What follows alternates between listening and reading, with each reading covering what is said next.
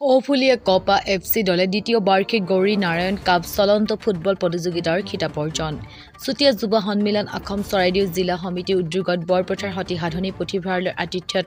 মৰাণবাসী ৰাইজৰ সহযোগত আৰু চুতীয়া উন্নয়ন পৰিষদৰ ব্যৱস্থাপনাত দ্বিতীয় বাৰ্ষিক গৌৰী নাৰায়ণ কাপ চলন্ত ফুটবল প্ৰতিযোগিতা আজি চূড়ান্ত খেলখনত ঔফুলিয়া কপা এফসি দলে ৩-১ গলৰ ব্যৱধানত নেমুপথাৰ নৱজ্যোতি যুৱ সংঘক পৰাজিত কৰি বিজয় সাব্যস্ত কৰে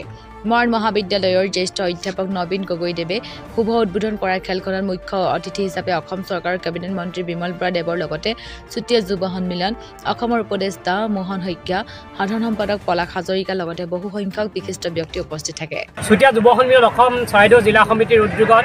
ভূমিপুত্ৰ চুতীয়া জনগোষ্ঠীৰ সৰ্বশ্ৰেষ্ঠ ৰজা গৌৰী নাৰায়ণৰ পবিত্ৰ স্মৃতিত চুতীয়া যুৱ সন্মিলন অসম চৰাইদেউ জিলা সমিতিয়ে দ্বিতীয়বাৰৰ বাবে গৌৰী নাৰায়ণ সোঁৱৰণী চলন্ত ফুটবল কাপ প্ৰতিযোগিতাখন অনুষ্ঠিত কৰিছিল যোৱা 23 অক্টোবৰৰ পৰা আৰম্ভ হোৱা খেলখনে আজি 23 নৱেম্বৰত সুদীৰ্ঘ এটা মাহৰ ভিতৰত আজি আমি চূড়ান্ত আৰু অন্তিম খেলখন অনুষ্ঠিত কৰিছোঁ এই গোটেই খেলকেইখনত আমাৰ মুঠ 24টা দলে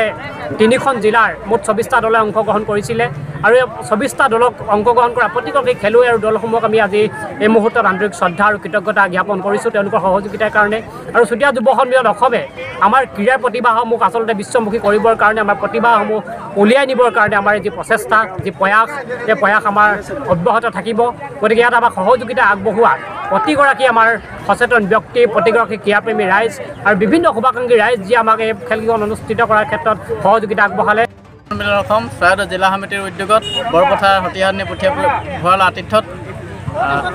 সমূহ মৰাণবাসী ৰাইজৰ